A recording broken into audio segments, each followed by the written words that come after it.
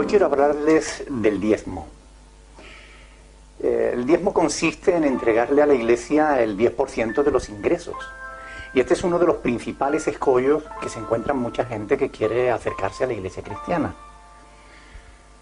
¿Realmente hay que entregarle el 10% de los ingresos a la Iglesia? Bueno, esto es lo que muchas iglesias enseñan. Algunos me preguntan, bueno, ¿y ustedes por qué no exigen o por qué no cobran diezmos? La respuesta es muy sencilla. Nosotros no cobramos diezmos por integridad. Porque nosotros no somos la nación de Israel. El diezmo pertenece a la ley que Dios le dio a la nación de Israel. Y la Iglesia de Jesucristo no es la nación de Israel. Aunque a veces desde los púlpitos se hacen paralelismos como pueblo de Dios, pero realmente una cosa es el pueblo de Israel y otra cosa es la Iglesia. El pueblo de Israel está bajo la ley, la Iglesia está bajo la gracia. El pueblo de Israel está sostenido sobre el Antiguo Testamento, la Iglesia está sostenida sobre el Nuevo Testamento. Por tanto, ¿por qué pues entonces algunas iglesias exigen o cobran el 10% de los ingresos de las personas? Bueno, ellos se fundamentan fundamentalmente en la ley, ¿no? Valga la redundancia. Pero hay dos pasajes del Antiguo Testamento, del primer libro de la Biblia, del Génesis, que se utilizan como base y fundamento para decir que el diezmo es anterior a la ley y por tanto la Iglesia está obligada a pagar diezmo. Uno de esos pasajes es Génesis capítulo 14, en el que vemos que Abraham da diezmos a Melquisedec. Claro que nosotros tenemos un dicho que reza así: un texto sin su contexto es un pretexto. Por consiguiente, nosotros para poder interpretar correctamente cualquier pasaje de las Escrituras tenemos que tener en cuenta ese contexto, el contexto que le rodea.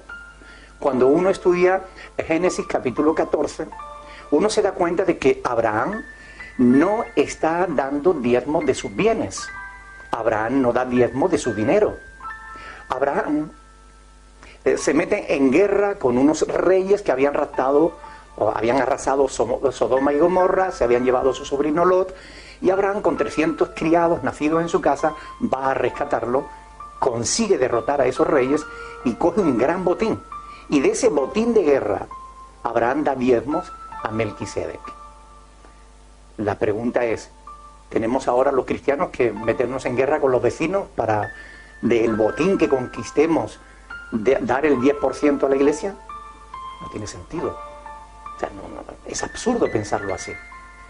Antes de ese pasaje, nunca se dice que Abraham hubiera dado diezmos. Después de ese pasaje, nunca se vuelve a decir que Abraham haya vuelto a dar diezmos. Por tanto, es un pasaje único, ahí, que está solo, y que no puede servir como fundamento para una doctrina como la del diezmo. Después hay otro pasaje en Génesis 28, en el que se ve a Jacob haciendo una especie de negocio con Dios. Jacob le hace una propuesta a Dios: si tú me bendices en el viaje, si me guardas, si me proteges, si me prosperas, de todo lo que tú me des yo te voy a dar el 10%. Volviendo otra vez a analizar el contexto de ese pasaje, nos damos cuenta de que poco menos que le estaba planteando un chantaje a Dios. Es decir, él proponía un diezmo condicional. Si tú me das, si tú me guardas, si tú me bendices. En ningún pasaje de las Escrituras se dice antes de ese que Jacob diezmara. En ningún pasaje de las Escrituras se dice después que Jacob diezmara. Ni siquiera se dice que cumpliera con su propuesta, ni que Dios aceptara ese chantaje.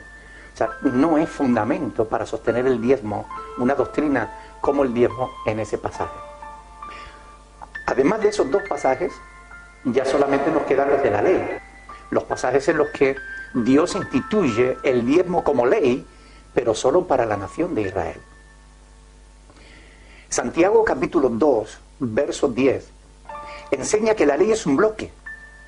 de la que no podemos tomar lo que nos interesa y dejar el resto. Porque dice que si cumplieras toda la ley, pero ofendieres en un solo punto de la ley, te haces culpable de todos. Por tanto, o estás bajo la ley o estás bajo la gracia. Los que quieren justificarse por la ley de la gracia han caído, dice el apóstol Pablo. Por otro lado, si quieren exigir el diezmo, pues tendrían que tener en cuenta que otras leyes, como por ejemplo que coma marisco, pues está desobedeciendo a Dios y por consiguiente debe ser castigado. O que si uno de estos pastores que quieren, o de estos sacerdotes que quieren cobrar diezmos, pues si tienen un hijo que es rebelde y contumaz, la ley les obligaba a llevarlo a la plaza del pueblo ante los ancianos de la ciudad para que fuera apedreado hasta morir. Si quieren exigir el diezmo, tendrían que cumplir también esos mandamientos. No tiene sentido. Son mandamientos para el pueblo de Israel, no para la ley, no para la iglesia de Cristo.